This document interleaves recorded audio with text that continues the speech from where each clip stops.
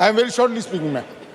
Sir, Madam Chairperson, Shri K C Venugopal M P ഇവിടെ ചൂണ്ടിക്കാണിച്ചതുപോലെ ഛത്തീസ്ഗഡിലെ Durg railway സ്റ്റേഷനിൽ നിന്ന് 2 കന്യാസ്ത്രീമാരെ യാതൊരു കുറ്റവും ചെയ്യാത്ത, യാതൊരു തരത്തിലും നിയമങ്ങൾ ലംഘിക്കാത്ത 2 കന്യാസ്ത്രീമാരെ നിയമവിരുദ്ധമായി ഛത്തീസ്ഗഡ് പോലീസ് കസ്റ്റഡിയിലെടുത്ത് അറസ്റ്റ് ചെയ്ത് റിമാൻഡിലാക്കിയിരിക്കുകയാണ്.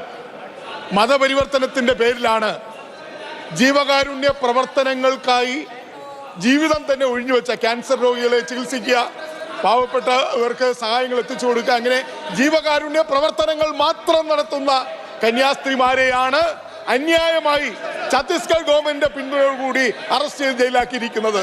അതുകൊണ്ട് എത്രയും വേഗം ഈ കന്യാസ്ത്രീമാരെ ജയിലിൽ നിന്ന് മോചിപ്പിക്കണം. അതോടൊപ്പം തന്നെ അന്യായമായി പീഡിപ്പിക്കപ്പെട്ട ഈ സംഭവത്തെക്കുറിച്ച് അന്വേഷണം നടത്തണം. ഗവൺമെന്റ് ഓഫ് ഇന്ത്യ ഈ വിഷയത്തിൽ ഇടപെടണം.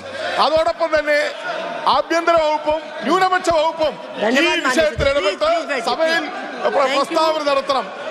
മാഡം, ഈ രാജ്യത്ത് മതന്യൂനപക്ഷങ്ങൾക്ക് രക്ഷയില്ല, ക്രൈസ്തവർക്ക് രക്ഷയില്ല, കന്യാസ്ത്രീമാർക്ക് ജനസേവനം നടത്താൻ അവസരം കൊടുക്കുന്നില്ല. പാസ്റ്റർമാർ, മിഷണറിമാർ, വൈദികർ എല്ലായിടത്തും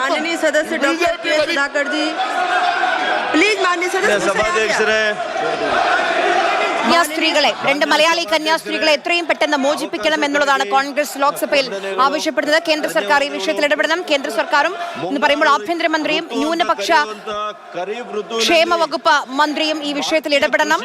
ഇതിൽ സമഗ്രമായ ഒരു അന്വേഷണം വേണം എന്നും ഉള്ളതാണ് കോൺഗ്രസ് ആവശ്യപ്പെടുന്നത്.